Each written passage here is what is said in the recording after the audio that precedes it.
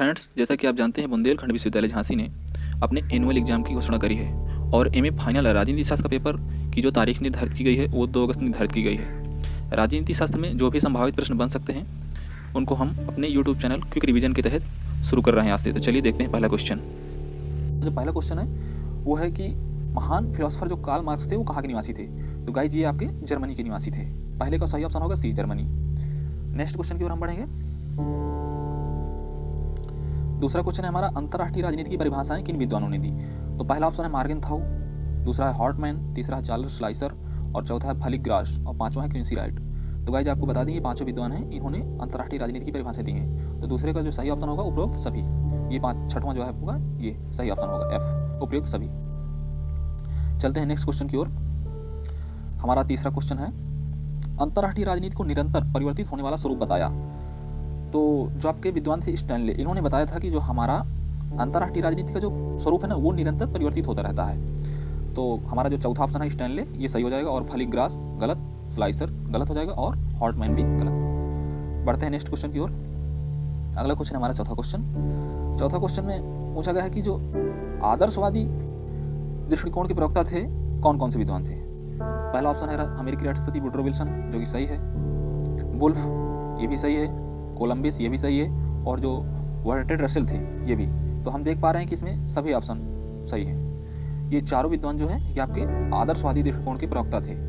अगर हम बात करें आदर्शवादी दृष्टिकोण की तो ये जो हमारे वुडरो विल्सन, वुल्फ, कोलंबस और बर्ट्रैंड रसेल ये चारों व्यक्ति जो है आदर्शवादी दृष्टिकोण के प्रवक्ता थे। तो इस प्रकार चौथे का जो सही ऑप्शन होगा वो होगा ई।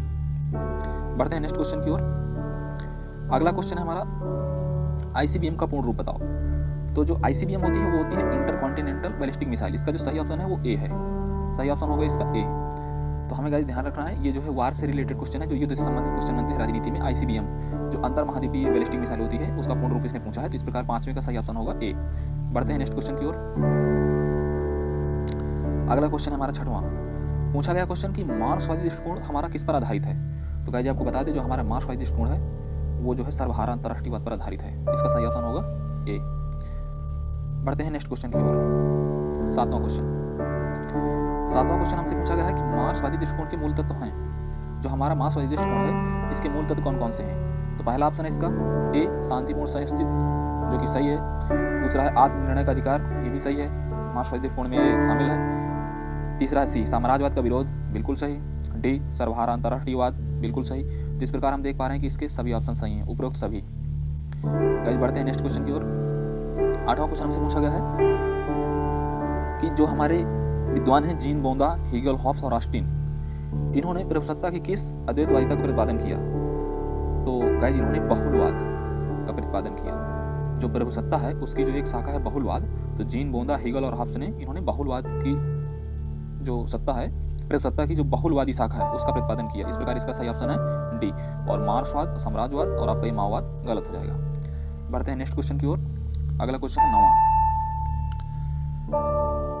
नौवां क्वेश्चन है हमारा कि बहुलवादी राज्य एक ऐसा राज्य है जिसमें सत्ता का केवल एक ही स्रोत नहीं है, वह विभिन्न क्षेत्रों में विभाजनीय है और इसे विभाजित किया जाना चाहिए। तो ये कहता है किसका कथन है। तो गाइस ये आपका हेसियो का कथन है, हेसियो। ये वन लाइनर में डाल दिया इसको, जो कि थोड़ा सा क्वेश्चन बड़ा पड़ रहा था। देखते हैं अगला क्वेश्चन। आपका जो 10वां क्वेश्चन है वो भी इसी वन लाइनर में हमने डाल दिया था थोड़ा। ये जो कि पूछा इसने कि बहुलवादी इस बात को स्वीकार नहीं करते कि राज्य एक समुदाय है, वो अन्य समुदायों को उसी आधार पर आवश्यक तथा प्राकृतिक स्वीकार करते हैं। किसका कथन है। तो ये हमारे एक विद्वान है गर्टिल, उनका कथन है। बढ़ते हैं नेक्स्ट क्वेश्चन की ओर। अगला क्वेश्चन है हमारा 11वां क्वेश्चन। 11वां क्वेश्चन क्या कह रहा है, कह रहा है सभी समुदाय उतने ही महत्वपूर्ण हैं जितना कि राज्य। किसका विचार है। तो गाइज ये बहुलवादियों का विचार है। गाइज आपको परेशान नहीं होना है, ये जो वीडियो चल रहा है इससे रिलेटेड जो पीडीएफ है वो आपको हमारे टेलीग्राम चैनल पर मिल जाएगा। और गाइज टेलीग्राम का जो लिंक है वो कमेंट सेक्शन में आपको टॉप पर पिन किया हुआ मिल जाएगा। वहाँ से आपको जाना है और इस वीडियो का जो पीडीएफ है वहाँ पर आपको मिल जाएगा। पीडीएफ से आप पढ़ के और भी क्लियर कर सकते हैं, इसलिए आप आराम से बने रहिए हमारे साथ। और देखिए अगला क्वेश्चन। गाइज 12वां क्वेश्चन है, राष्ट्रीय हित की परिभाषा दी किसने दिया। राष्ट्रीय हित की परिभाषा किसने दी। तो आपको बता दें कि जो राष्ट्रीय हित की परिभाषा दी है तो इसमें आपका है पॉल सेब्री, दूसरा है पैडल फोर्ड, तीसरा है लिंकन और चौथा है डी ऑप्शन चार्ल्स और लर्च, और ई ऑप्शन इसमें अब्दुल सईद। तो गाइज आपको बता दें इसका सही ऑप्शन होगा एफ, उपरोक्त सभी। गाइज इन सभी विद्वानों ने राष्ट्रीय हित की परिभाषाएं दी हैं अपने अपने स्तर से। बढ़ते हैं नेक्स्ट क्वेश्चन की ओर। अगला क्वेश्चन है हमारा, राष्ट्रीय शक्ति की परिभाषा दी किस विद्वान ने? तो गाइज बता दें मार्गेनथाउ, ब्रेख्त और आर्गेन्स्की, ये तीनों विद्वान थे जिन्होंने राष्ट्रीय शक्ति की परिभाषाएं दी। तो इसका सही ऑप्शन हो जाएगा डी, उपयुक्त सभी। बढ़ते हैं नेक्स्ट क्वेश्चन की ओर। अगला है 14वें नंबर का क्वेश्चन। आपसे पूछा गया है कि राष्ट्रीय शक्ति के प्रमुख लक्षण हैं। तो पहला ऑप्शन है इसका अस्थायी स्वरूप, दूसरा है सापेक्षता, तीसरा है तुलनात्मक स्वरूप, और चौथा है डी शक्ति की दृष्टि से राष्ट्रों में असमानता, और पांचवा है इसका ई ऑप्शन। ई ऑप्शन क्या है इसमें कि इन्होंने पूछा ई ऑप्शन में कि सभी तत्वों का समान महत्व, और एफ है इसका राष्ट्रीय शक्ति के सही मूल्यांकन की कठिनाई, एफ ऑप्शन है। तो गाइस इसमें जो सही ऑप्शन है वो होगा जी, उपरोक्त सभी।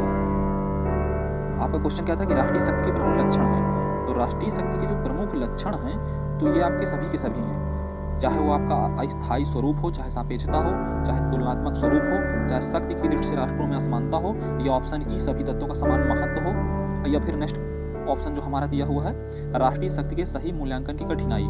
ये सभी ऑप्शन आपके सही होंगे। चलिए गाइस बढ़ते हैं नेक्स्ट क्वेश्चन की ओर। पांचवा क्वेश्चन है हमारा, साल्ट लेक सिटी कहाँ स्थित है? तो गाइस आपको बता दें ये यूएसए में स्थित है, और साल्ट लेक सिटी का जो हमारा महत्व है वो जो हमारा साल्ट समझौता हुआ था संयुक्त राज्य अमेरिका और रूस के बीच, तो ये यही साल्ट लेक सिटी में हुआ था जो कि यूएसए में स्थित है। तो इसका सही ऑप्शन हो जाएगा ए, यूएसए। बढ़ते हैं नेक्स्ट क्वेश्चन की ओर, जो कि अगला क्वेश्चन है हमारा 16वां क्वेश्चन हमारा कह रहा है कि साल्ट फर्स्ट एवं साल्ट सेकंड समझौते किन दो देशों के मध्य हुए? तो गाइज हमने पहले भी बता दिया आपको कि ये समझौते हमारे अमेरिका और रूस के मध्य हुए थे। तो जर्मनी फ्रांस और इंग्लैंड फ्रांस और पोलैंड फ्रांस गलत हो जाएंगे, और इसका सही ऑप्शन होगा रूस और अमेरिका के मध्य जो साल्ट समझौते, दो साल्ट समझौते हुए थे। बढ़ते हैं नेक्स्ट क्वेश्चन की ओर। अगला क्वेश्चन है 17वां क्वेश्चन हमसे कहा गया है कि अमेरिका और रूस के मध्य हुए साल्ट समझौते किससे संबंधित थे? तो गाइज ये हमने इसको वन लाइनर में कर दिया है। तो ये जो समझौते थे हमारे, ये जो है आपके 10 वर्षीय अणु युद्ध पर सीमन समझौते संबंधित था। ये दोनों समझौते जो हमारे ये 10 वर्षीय अणु युद्ध पर सीमन समझौता हुआ है, ये साल्ट समझौते के नाम से जाने जाते हैं, और ये दो समझौते हुए हैं। बढ़ते हैं नेक्स्ट क्वेश्चन की ओर। अगला क्वेश्चन है हमारा, साल्ट प्रथम समझौता कब हुआ? तो गाइज ये 1974 जुलाई में आया था सामने। इसके बाद ये आपका 1976 में लागू हुआ, मार्च के महीने में 1976 में लागू हुआ। तो इस प्रकार से ये 74 से 76, ये ऑप्शन इसका सही हो जाएगा। और ये 74, 76 और 77 ये आपके गलत हो जाएंगे। जुलाई 74 में सामने आया और मार्च 76 में आपको लागू हुआ पहला साल्ट समझौता जो हुआ था अमेरिका और रूस के मध्य। तो इस प्रकार इसका सही ऑप्शन हो जाएगा 18 का पहला ऑप्शन। गाइस चलते हैं नेक्स्ट क्वेश्चन की ओर। अगला क्वेश्चन है हमारा 19वां क्वेश्चन। 19वां क्वेश्चन हमसे पूछा गया है द्वितीय साल्ट समझौता कब हुआ? तो पहला ऑप्शन है इसका 1979, दूसरा 1978, तीसरा 1980 और चौथा ऑप्शन 1981। तो गाइज इसका पहला ऑप्शन सही हो जाएगा 1979। जो हमारा द्वितीय साल्ट समझौता हुआ था वो 1979 में हुआ था। बढ़ते हैं नेक्स्ट क्वेश्चन की ओर। गाइज 20वां क्वेश्चन है जो कि आज की वीडियो का अंतिम क्वेश्चन होगा। पूछा गया है कि द्वितीय साल्ट समझौते के दौरान अमेरिकी राष्ट्रपति कौन थे? तो ये चूंकि रूस और अमेरिका के मध्य हुआ था साल्ट समझौता, तो इसके जो हमारे अमेरिकी राष्ट्रपति थे उस समय कार्टर थे। तो ये आपका आइजनहावर और वुडरो विल्सन गलत हो जाएगा, और ये आपका कार्टर, इसका ऑप्शन सही हो जाएगा। तो गाइज इस प्रकार आज का ये वीडियो समाप्त हुआ। पूरी मेहनत गाइज आपके सामने है, और आपका जो चैनल है क्विक रिवीजन, इसमें आपको एमए राजनीति फाइनल से रिलेटेड जितना भी कंटेंट है 2 अगस्त के पहले आपको कवर करके दिया जाएगा पूरा का पूरा।